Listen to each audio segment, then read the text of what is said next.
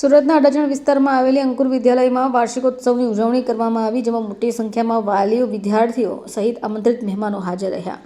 સુરતમાં અડાજણ વિસ્તારમાં આવેલી અંકુર વિદ્યાભવન દ્વારા વાર્ષિક ઉત્સવ ઉજવણી અંતર્ગત રંગ ઉત્સવ નામે કાર્યક્રમનું આયોજન કરાયું. ગંગેશ્વર મંદિર સામે આવેલા એસએમસી કોમ્યુનિટી હોલમાં કાર્યક્રમ યોજવામાં આવ્યો. 50થી વધારે લોકોએ ભાગ લીધો હતો.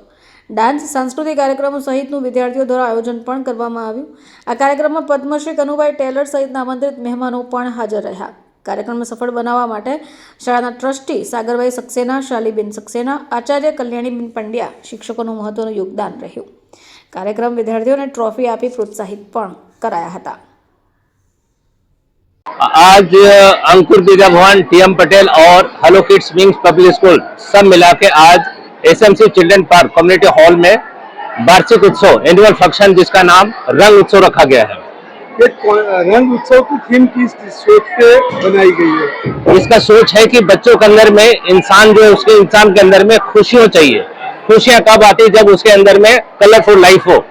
चाहे हम बच्चों के एजुकेशन में सब्जेक्ट के हिसाब से है, अलग अलग सब्जेक्ट क्या है. आज हमने अपनी संस्कृति के हिसाब से हर एक मंगल और शनिवार को हनुमान चालीसा बच्चों को पढ़ना कंपलसरी कर दिया.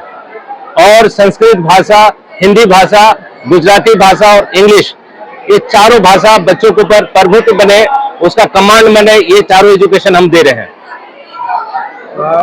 कितने बच्चों ने भाग लिया और किस हिसाब से कार्यक्रम का आयोजन? आज का जो प्रोग्राम है 250 बच्चों ने भाग लिया है. और हमारे देश की संस्कृति, शहीदों से लेकर डिफेंस से लेकर अपने जो फोक डांस है, गुजरात के स्पेशल गरबा है वो लिया है. और आज की डेट में जो मोबाइल और जो इंटरनेट बच्चों को जीवन खराब कर रही है, ऐसे चीजों को रोकने के लिए बच्चों के ऐप के द्वारा हम सिखा रहे हैं.